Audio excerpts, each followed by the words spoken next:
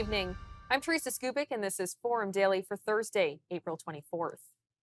U.S. President Donald Trump is suggesting automobile tariffs currently slapped on Canadian imports could increase, while also indicating his administration is working on a deal with Canada. You know what? We can make our own cars. We have more energy than they do. We have more energy than anybody in the world. We don't need their lumber, obviously. We have more lumber. We have a lot of lumber. We have a lot of everything that they sell us. They took a large percentage of the car making, and I want to bring it back to this country. I really don't want cars from Canada. So when I put tariffs on Canada, they're paying 25%, but that could go up in terms of cars. When we put tariffs on, all we're doing is we're saying we don't want your cars in all due respect.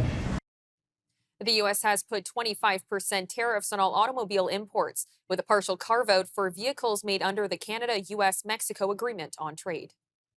A dozen U.S. states have sued the Trump administration to stop its tariff policy. The lawsuit was filed Wednesday in the U.S. Court of International Trade in New York and says the policy put in place by U.S. President Donald Trump is unlawful and has brought chaos to the American economy. It maintains that only Congress has the power to impose tariffs and that the president can only invoke the International Emergency Economic Powers Act when an emergency presents an unusual and extraordinary threat from abroad.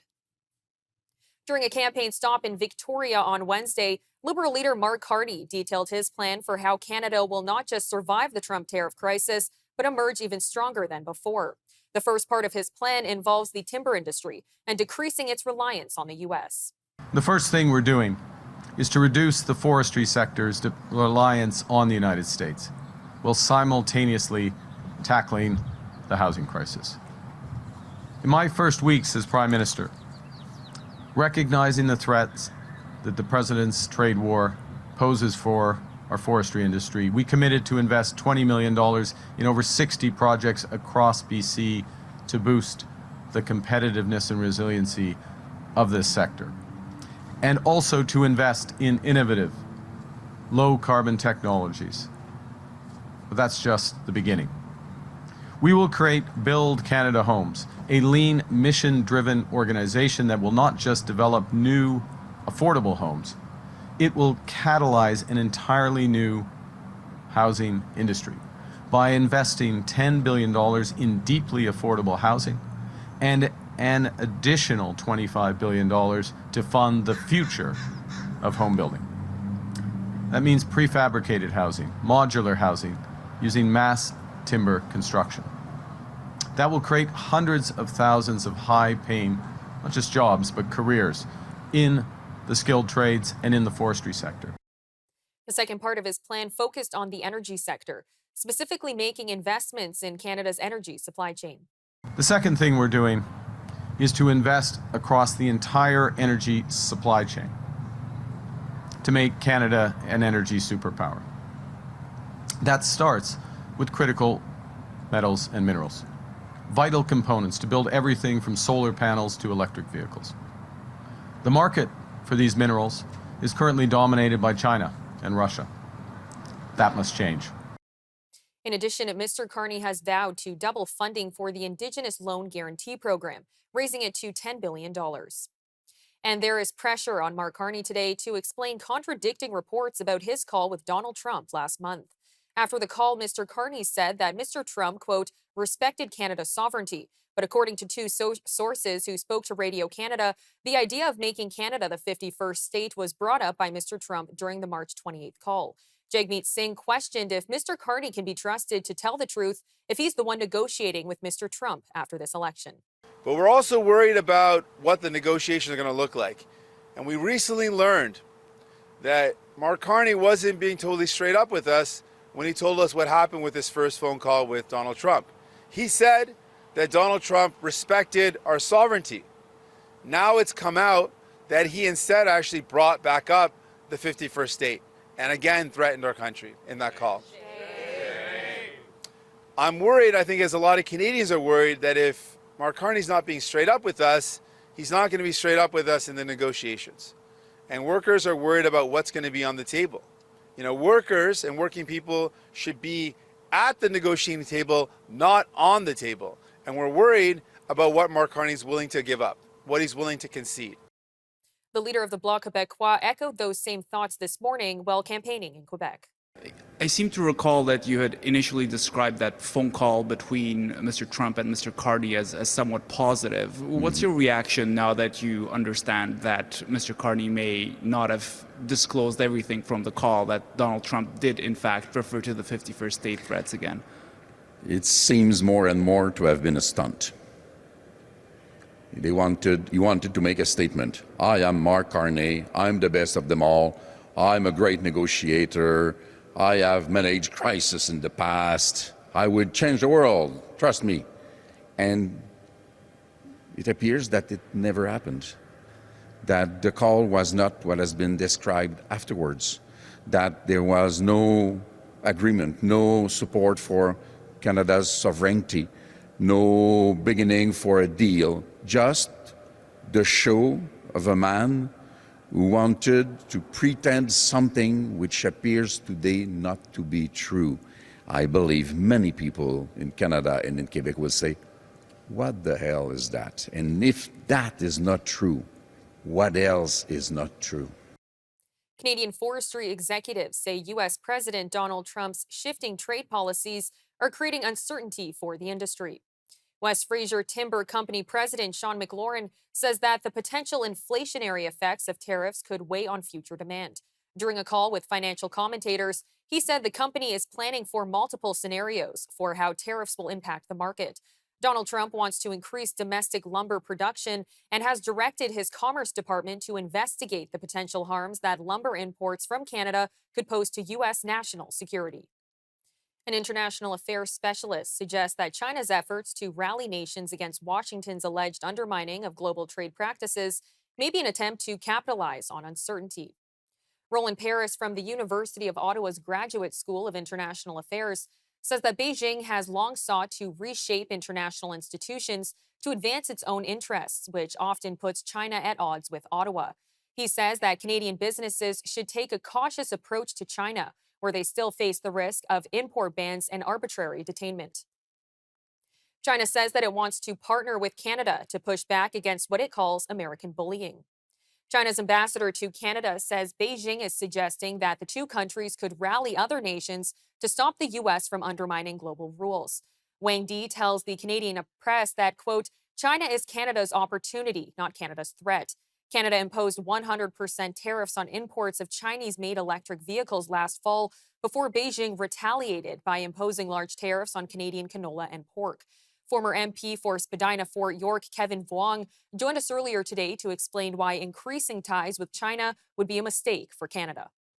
I didn't know that the Chinese ambassador actually has a side gig as a comedian, because it's a joke that China can describe itself as a, quote, friend and partner of Canada. What kind of friend has bounties on Canadian citizens? What kind of friend interferes in our elections? So much so that the RCMP have actually advised Joe Tay, a conservative candidate and a Canadian citizen, to actually pause campaigning, to stop participating in our Canadian democracy, which for the record is an abject failure. What the RCMP should have done is did everything that they needed to do to ensure that he could continue to campaign, but that's besides the point. What kind of friends tariffs Canadian canola, oil, and meals by 100% and adds a 25% duty on our seafood import? What kind of friend shoots and executes Canadians? What kind of friend kidnaps our people and holds them hostage? That's not a friend. And remember that there's also corporate espionage. What kind of friend steals Canadian intellectual property, which impacts Canadian jobs? With friends like these, who needs enemies? So forgive me, Mr. Ambassador, if we don't want to be friends with a country that not only attacks and holds hostage Canadian citizens, but also is actively committing a real and actual genocide against Uyghur Muslims. That's not a friend to Canada. The Governor General and a senior delegation will represent Canada at the funeral for Pope Francis at the Vatican on Saturday. Prime Minister Mark Carney confirmed that Mary Simon will lead the overseas delegation during a campaign stop as Liberal leader in Victoria. The funeral will be held on Saturday in St. Peter's Square and will be attended by world leaders, including U.S. President Donald Trump and Ukrainian President Volodymyr Zelensky. All right, stay tuned. Up next, Pierre Poilievre doubles down on highlighting the findings of a report that predicts a dire future for Canada. After that, Ontario's police watchdogs say a 30-year-old man was shot dead by police this morning at Toronto's Pearson International Airport. We'll have these stories and more of today's top national and international headlines right after these messages.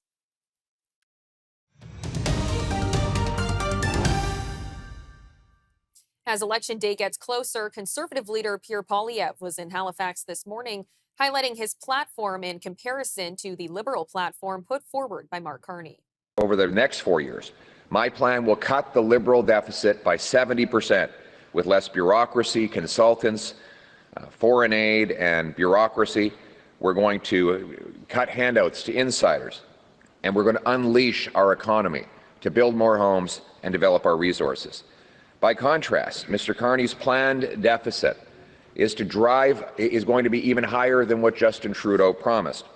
Not only is he promising to keep all of the spending that Trudeau had budgeted, he's promising to add another $130 billion on top of it, combining Trudeau's planned spending with Mark Carney's new promises. Liberals will add $250 billion to our national debt, which will drive up prices for everything, more expensive food, homes, and cars. Add it all up, and you can't afford a fourth term.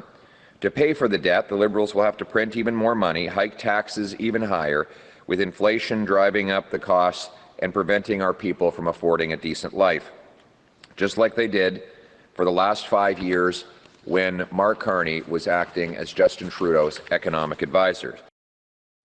Mr. Poilievre also doubled down on highlighting the troubling findings from a recent government report that forecasts a dire future for Canada by 2040. I don't know if you saw this story this week, but this incredible report that the government has published about how the future looks. They call it Future Lives, Social Mobility in Question. One section says 2040, more snakes than ladders. In this report, it's not just about the last lost Liberal decade. It's about how miserable life will become and how costly it will become on the current trajectory that the Liberals have created for us. The report that the government publishes says that the people will only be able to get ahead through inheritance and not through hard work. It says that homes will become even more expensive, that the economy will shrink, that property ownership and by extension wealth may become even more concentrated if younger generations abandon the idea of buying single-family dwellings. We see here that the government is warning that over the next 15 years, more people may struggle to afford rent, bills, and groceries. Many workers might have to leave the country, and even more so, and more shockingly so, the government says that because groceries will be unaffordable and out of reach, people will have to hunt, fish, and forage in public lands and waterways without reference to regulations.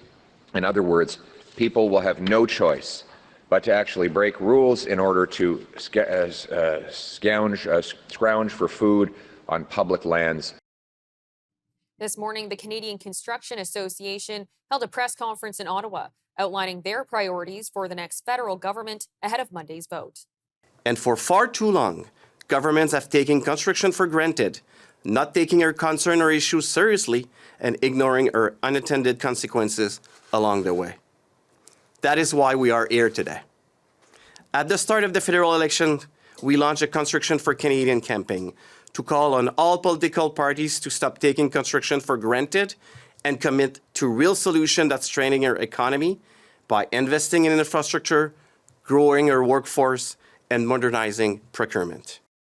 While the Industry Association praised certain aspects of each party's platform, they called on all parties to put forward a long-term plan. Whether it's workforce development, cutting red tape, or getting more home bills, were encouraged by many of the plans presented. However, we have yet to see any Party put forward a comprehensive long-term plan to solve the problem that our industry and Canada have been seeing for decades. While immediate action is required, many of the critical challenges we see today will need long-term sustainable plans to go beyond the next 4 years. Short-term promises are not enough. Canadian needs a sustainable, forward-thinking investment strategies to ensure that we are ready for the future. As our country's economic landscape evolves and our resilience is tested, notably in relation to the U.S., the demand for new and improved infrastructure will only grow. To support Canadians, the next federal government must support construction.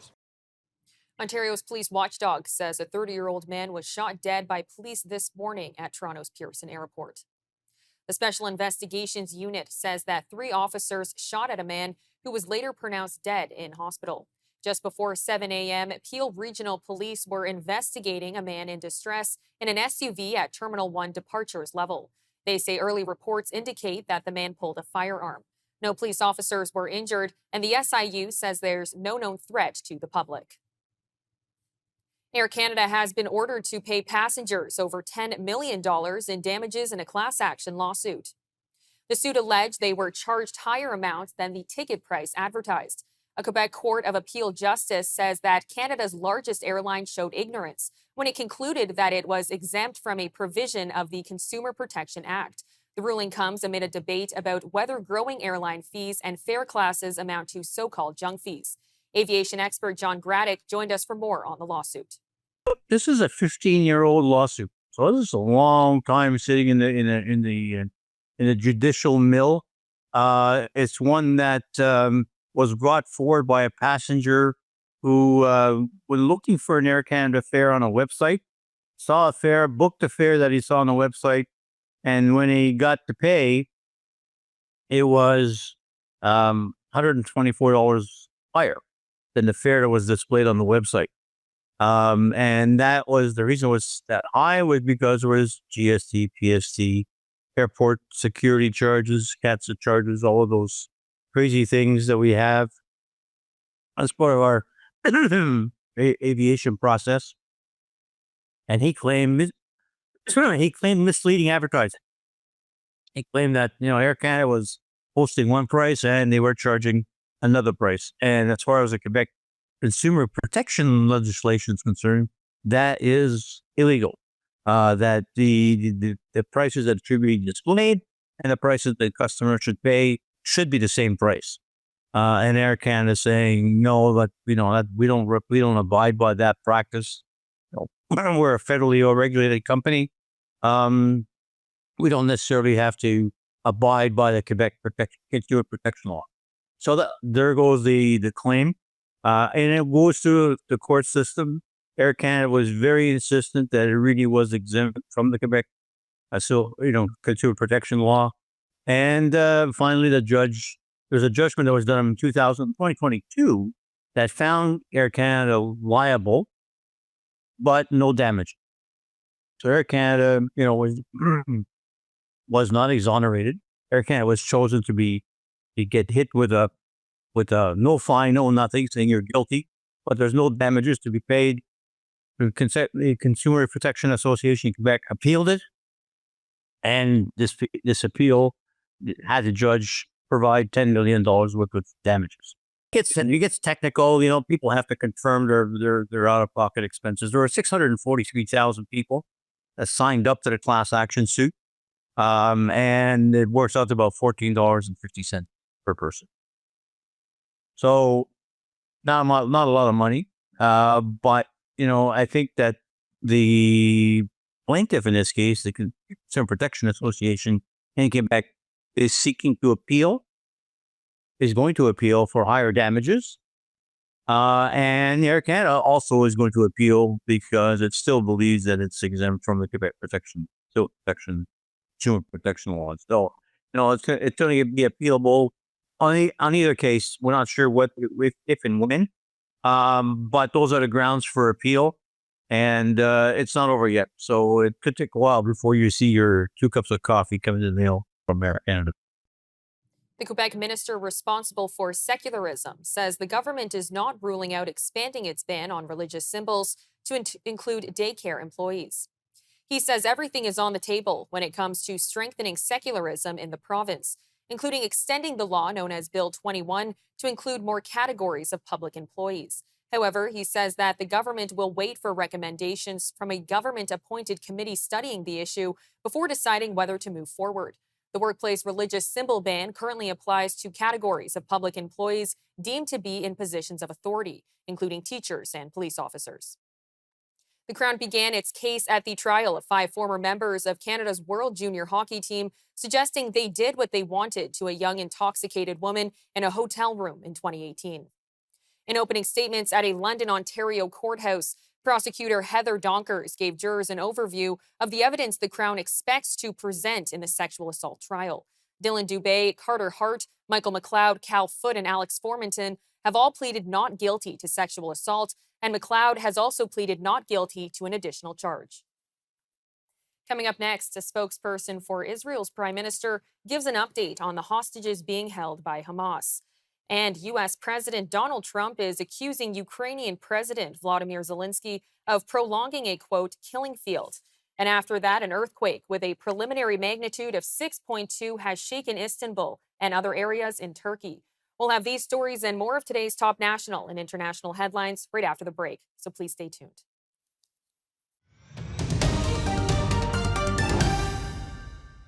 This morning in a press conference, Israeli Prime Minister Benjamin Netanyahu's spokesperson provided an update on the hostages still being held by Hamas. Next, on our hostages, this past weekend, Hamas once again slammed the door on a deal that could have brought half of our remaining living hostages home and returned the bodies of many more. Let me be crystal clear about this. Israel believes that 24 of our hostages are still alive in Gaza. 35 more were murdered by Hamas and yet are still being held hostage. So far, we've brought 196 hostages home, 147 of them alive, but our mission is far from over. We will not end this war of justice and redemption until Hamas is eliminated, our hostages are returned, and Gaza can never again threaten the people of Israel. That is our duty, and that is our promise. Hamas could have freed our hostages this past weekend, but they chose terror over humanity. We will not rest until every hostage is home, until Hamas is crushed, and Gaza is no longer a launchpad of evil. A somber siren wailed across the country for 2 minutes of silence at 10 a.m. today. Cars stopped along the highway, and people paused in their daily errands as they stood in silence.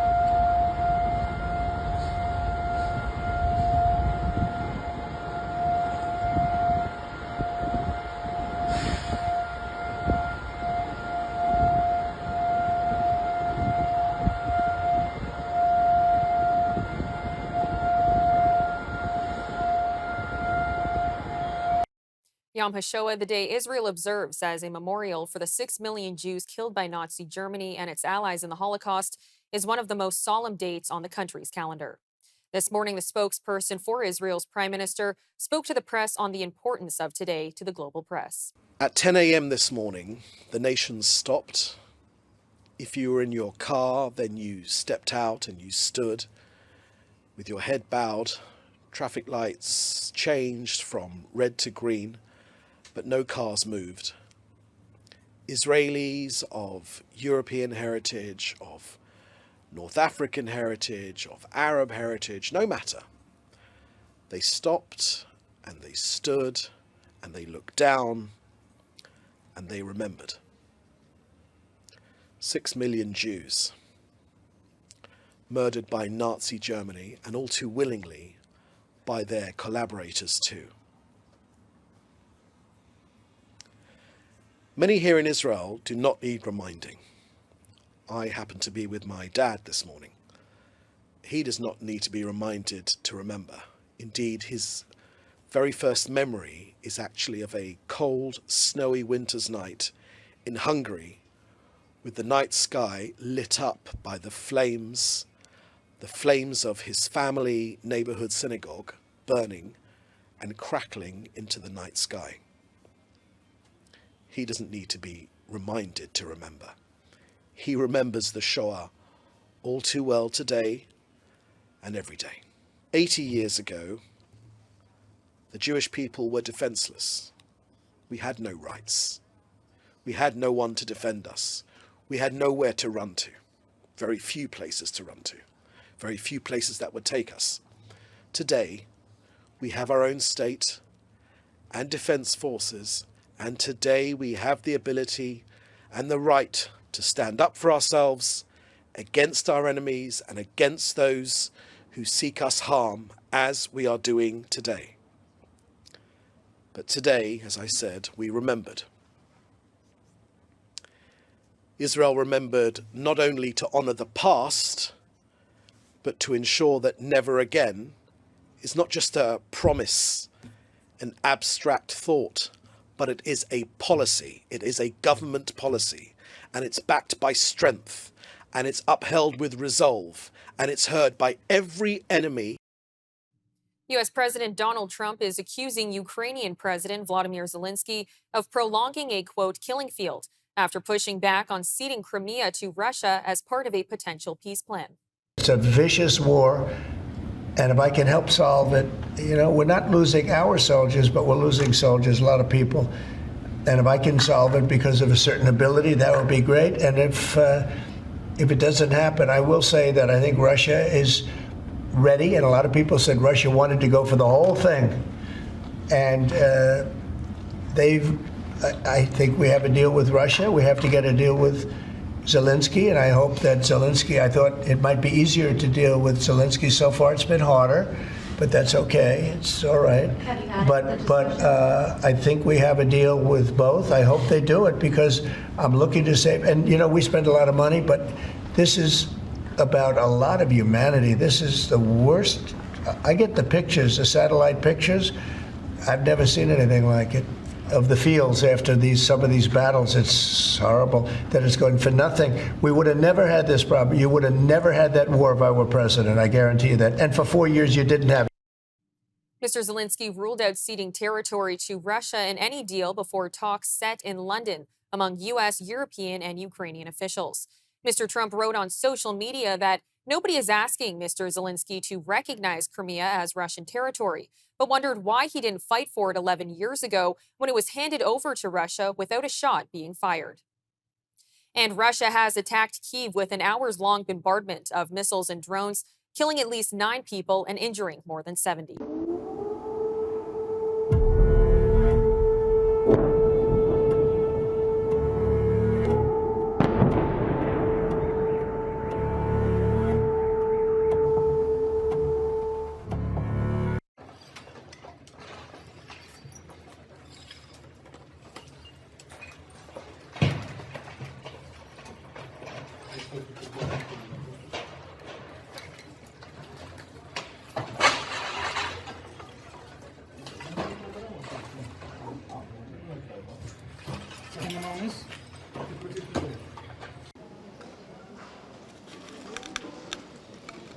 Я вже прокинулася від вибуху.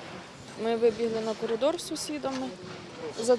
Я живу за цим будинком, що почало сипатися вікна, стекло почало сипатися, двері почали випадати з самих завісів, з цим щекатуркою з усім. Тоді ми вже спустилися на низ, знову були вибухи.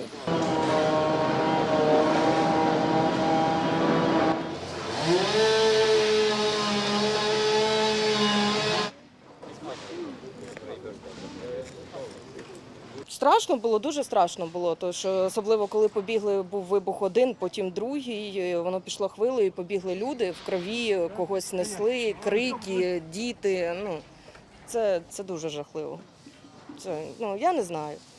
У мене немає пояснень, як це взагалі може в сучасному світі таке відбуватися.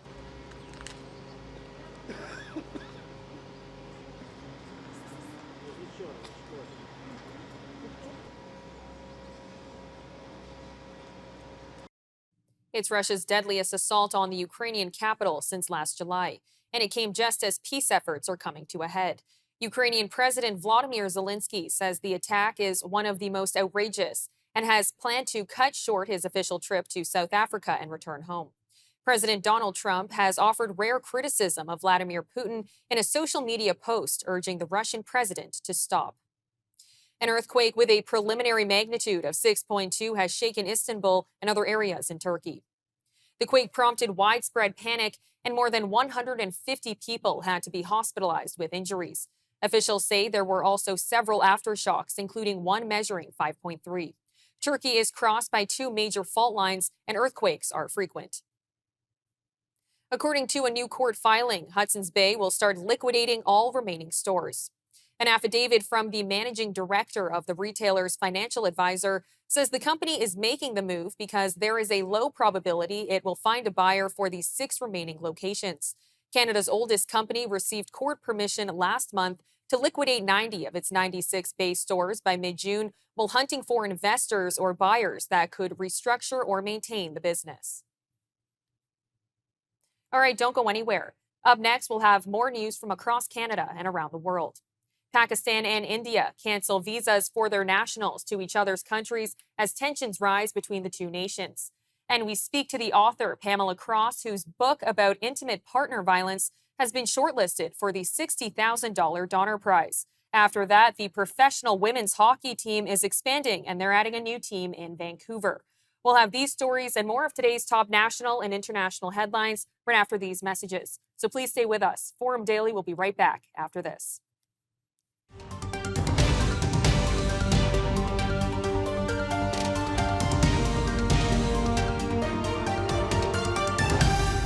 India and Pakistan have canceled visas for their nationals to each other's countries as tensions rise between the nuclear-armed neighbors. The measures came after India blamed Pakistan for a deadly attack by gunmen that killed 26 people, mostly tourists, in Kashmir. Indian authorities said that all visas issued to Pakistani nationals will be revoked with effect from Sunday. In return, Pakistan closed its airspace for all Indian-owned or Indian-operated airlines and suspended all trade with India, including to and from any third country. Tuesday's attack was the worst assault in years targeting civilians in the region that has seen an anti-India rebellion for more than 3 decades. India's prime minister pledged to punish every terrorist. Friends, today, from the soil of Bihar, I say to the whole world, India will identify, track, and punish every terrorist and their backers. We will pursue them to the ends of the earth. India's spirit will never be broken by terrorism. Terrorism will not go unpunished. Every effort will be made to ensure that justice is done. The entire nation is firm in this resolve. Everyone who believes in humanity is with us. I thank the people of various countries and their leaders who have stood with us in these times. Our news director, David Clement, has more on the rising tensions. Thank you for that, Teresa. This is an incredibly tense moment right now in South Asia. But in order to really understand the importance of what is happening here, you have to go back to pre-1947 and 1947 when the two countries were created essentially as the British removed themselves from what was British India at the time.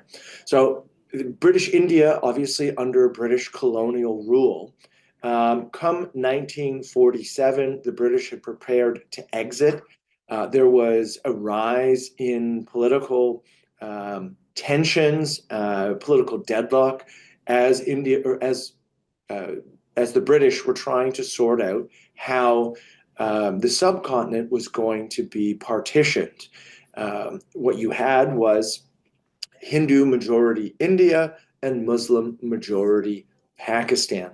And so, really, what this boils down to and why this conflict is so tense at the moment is that this terrorist attack took place in Kashmir. And Kashmir has been, both Kashmir and Jammu have been a disputed region between India and Pakistan since 1947 onward. So much so that the first Indian-Pakistan war, which took place between 1947 and 1948, actually took place because of this dispute. Now, at the time, the way in which that dispute ended after what was a full-scale war, by 1949, Kashmir was divided into an Indian-administered Jammu and Kashmir, which is about 55% of the territory, and a Pakistan-administered area, which was about 35% of the territory. Now, it's also important to remember here that other wars have been fought, and there have been other military skirmishes between these two countries. In 1965, Pakistan launched Operation Gibraltar. There was a war in 1971 between these two countries, primarily over what would happen with Bangladesh. In 1999, Pakistan-backed forces infiltrated the Indian administered region of Kashmir, occupying certain military posts. There have also been other instances of terrorism and cross-border attacks. The 2001 Indian Parliament attack, the 2008 Mumbai attacks, the 2016 Uri attack, and the 2019 Pulwama bombing. And so tensions couldn't be higher right now between these two countries. And what makes all of this even more problematic is that we are talking about not just two countries who have a historic rivalry, we are talking about two nuclear powers. So two countries who do have nuclear weapons, who have a long and broad history of conflict between each other. And so this is something we are going to have to keep an eye on and continue to monitor to see if these two countries are going to continue to escalate, if their respective militaries are put on a state of alertness or readiness in response to how each country escalates this conflict. And so that is something we will be keeping an eye on moving forward. Back to you, Teresa. The Professional Women's Hockey League is expanding with a new team in Vancouver. The team will operate as PWHL Vancouver until it gets a permanent name and will play out of the Pacific Coliseum starting in the 2025 to 2026 season. The PWHL is currently in its second season with 6 clubs in Toronto, Montreal, Ottawa, Boston, New York, and St. Paul, Minnesota. Pamela Cross's book about what can be done to prevent intimate partner violence is among the works shortlisted for the $60,000 Donner Prize.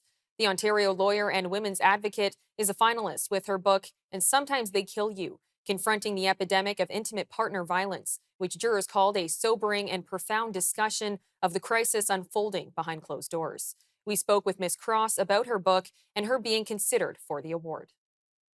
Being on the shortlist for the Donner Prize is an opportunity to even more broadly get people talking about the issue of intimate partner violence. And when people start talking about it, we start moving towards solving the problem. By solving the problem, I mean both improving our responses to intimate partner violence. So how do we support the victims? How do we support those who've caused the harm, in the hope that that means they won't do it in the future? But I also mean, how do we move towards prevention? This is a great opportunity to foster increased public conversation, which is where any kind of policy change work has to start. I want policymakers to understand that this is an all of society problem. It can't be fit into some little category that it happens to these people, but it doesn't happen to these other people. It doesn't have just one cause. It can happen to anyone. It happens because misogyny, sexism, women's inequality are still entrenched in Canadian families and communities, even though women in this country have made great progress over the last 50, 60, 70 years. Policymakers have to understand that a problem that is so entrenched does not just affect the immediate victims, it affects their families, it affects their communities. So yes, it's an all of society problem, and it requires an all of society response, which means we need to be looking at public policy across all areas. You know, we tend to silo our public policies. We say, well, that's an education issue, or that's a health issue, or that's a policing issue. Intimate partner violence is all of those issues. It requires us to look at economy, poverty, homelessness, women's equality, as I've already mentioned. Education is a huge part of prevention. It's a health issue. Intimate partner violence is an epidemic. It's a justice issue. It's a policing issue, and so on. We also asked Ms. Cross about how the recognition of this book influences her work. First of all, being shortlisted for the Donner Prize is just an enormous honor. It was a complete surprise. I wasn't thinking about book prizes when I wrote the book. And so on that level, it's just a very happy opportunity for me. I think that it gives me another platform. People like to hear from people who they think have some authority, some gravitas. And I believe the Donner Prize, which is highly respected across the country, is going to create the opportunity for me to have more platforms that I can invite other voices onto. I'm just one voice.